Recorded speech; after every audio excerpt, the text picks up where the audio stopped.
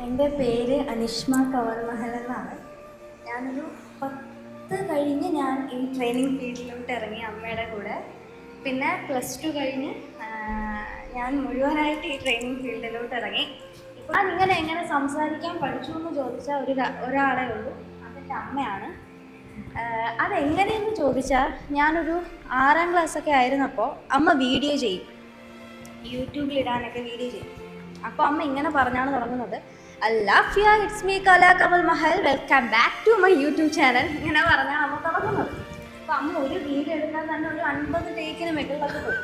അപ്പോൾ ഇത് ഞാൻ ഇപ്പുറത്തേക്ക് ഇങ്ങനെ കേട്ട് നിൽക്കുമായിരിക്കും. അപ്പോൾ ഇത് കേട്ട് ഞാൻ എന്ത് ചെയ്യുമെന്നറിയോ, അമ്മയെ കളിയാക്കാനായിട്ട് അമ്മയെ അനുകരിക്കാൻ തുടങ്ങി.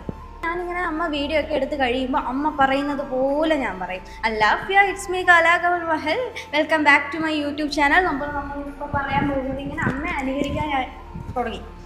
അങ്ങനെ അനുകരിച്ച് ലാസ്റ്റ് ഒരു ദിവസം അമ്മ എന്നെ പിടിച്ച് നിർത്തി പറഞ്ഞു, ഇനി നീ പറ, ഞാൻ വീഡിയോ എടുക്കട്ടെ എന്ന് പറഞ്ഞ്.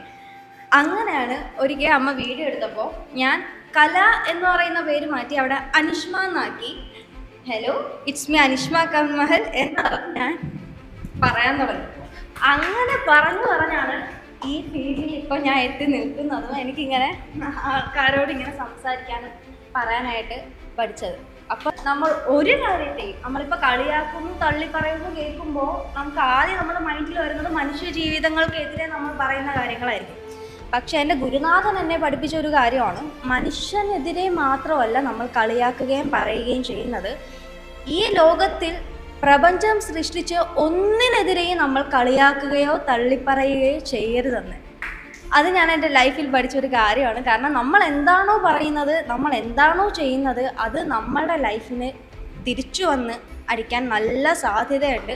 അതുകൊണ്ട് എല്ലാറ്റിനോടും നമ്മളൊരു പോസിറ്റീവായിട്ട് പറയാനും കാര്യങ്ങളെ ചെയ്യാനും ശ്രമിക്കുക എന്ന് പറഞ്ഞുകൊണ്ട് ഞാൻ നിർത്തുന്നു.